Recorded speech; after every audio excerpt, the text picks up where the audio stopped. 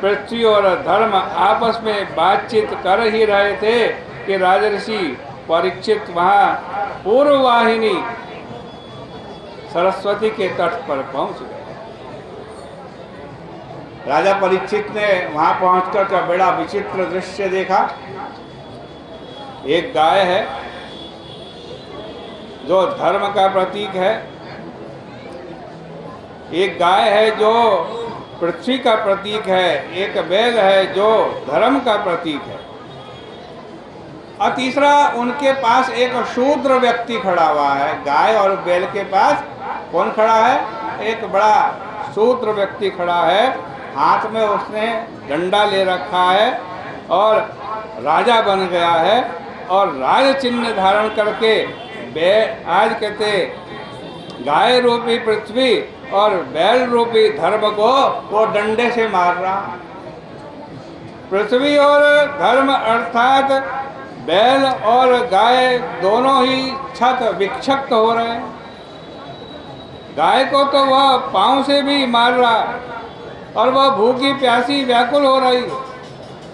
राजा परीक्षित ने जब यह दृश्य देखा तब उन्होंने तुरंत अपने धनुष पर बाण चढ़ा लिया और बोले कि मैं राजा हूं, तुम इन निर्बलों को सता रहे हो, लगता है कोई नट हो, राजा नहीं हो। क्या तुम भगवान श्री कृष्ण के परम धाम में चले जाने के कारण इनके साथ अन्याय कर रहे हो? अथवा हे वृषभ, हे गौ माता, तुम दोनों कोई देवता हो जो हमको दुख देने आए हो? किंतु आज एक पांडव के हाथ में धनुष बाण है, उसके रहते हुए यदि तुम्हारी आंखों में शोक के आंसू हैं तो यह मुझे सह्य नहीं है, मैं ऐसा सहन नहीं कर सकता हूँ। तुम निर्भय हो जाओ। जिस राजा के राज्य में प्रजा दुष्टों के द्वारा सताई जाती है उसकी कीर्ति, आयु, भग और गति नष्ट हो जाती है। यह राजा का परम धर्म है कि वो दुखियों के दुखों को दूर करे। हमारे राज्य में यह कौन भूतद्रोही आ गया है? मैं इसको दंड दूंगा, इसको दग्ध कर दूंगा। वृषभ देवता, ये तुम्हारे पैर किसने तोड़ दिए? तुम्हें विरूप किसने बना दिया? हम श्री कृष्ण के भक्त हैं, हमारे राज्य में ऐसा नहीं होना चाहिए। तुम बिल्कुल निरपराध हो, तुमको कष्ट हो, यह हमारे लिए कलंक की बात है। हमारे राज्य में जो निरपराध को सताता है उसको मैं भयभीत करता हूँ, और वह चाहे देवता भी क्यों ना हो, उसकी बाँह अपने हाथ से मैं काट देता हूँ। धर्म ने कहा कि राजन, आप भगवान के भक्त हैं, पांडव वंश में पैदा हुए हैं, इसलिए आप इस प्रकार की बात करें तो ये ठीक ही है, परंतु जीवन में दुख किस कारण से आते हैं उसको हम नहीं जानते। इस संबंध में शास्त्रों में भी तरह तरह की बातें आती हैं।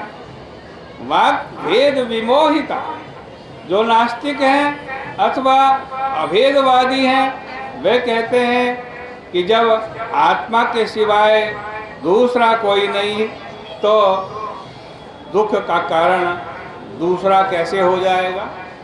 जब सब कुछ आत्मा है तो दुख का कारण भी आत्मा है। एक के मत में शरीर ही दुख का कारण है, दूसरे के मत में आत्मदेव ही दुख का कारण है। दुख का कारण कोई देवता को, कोई कर्म को, कोई स्वभाव को बताता है। कईयों का निश्चय है कि कार्य कारण भाव तर्क का विषय नहीं है, निर्देश्य नहीं है, अनिर्वचनीय है। ऐसी स्थिति में राजन, तुम स्वयं भी अपनी बुद्धि से इसका विचार कर लो। ये सब सुनकर परीक्षित कहने लगे, मैं पहचान गया, मैं पहचान गया, तुम धर्म हो। यदि तुम झूठ बोलने वाले अधर्म होते तो किसी न किसी को बता देते कि इसकी वजह से मुझको दुख हुआ। संसार में अपने को कर्ता समझने वाले अज्ञानी लोग दूसरे के ऊपर कर्म का कर्तृत्व थोपते हैं और कहते हैं इसकी वजह से मेरे को दुख हुआ। वे ये नहीं समझते कि जिस हृदय में दुख का उदय होता है उसका उपादान भी वहीं पहले से ही मौजूद रहता है और तभी उसमें दुखाकार वृत्ति का उदय होता है। दूसरे को दोष लगाने वाले को भी वो ही दोष होता है जो दोष करने वाले को होता है। अधर्म कर्ता की जो अधर्म कर्ता को जो पाप लगता है ना, वही पाप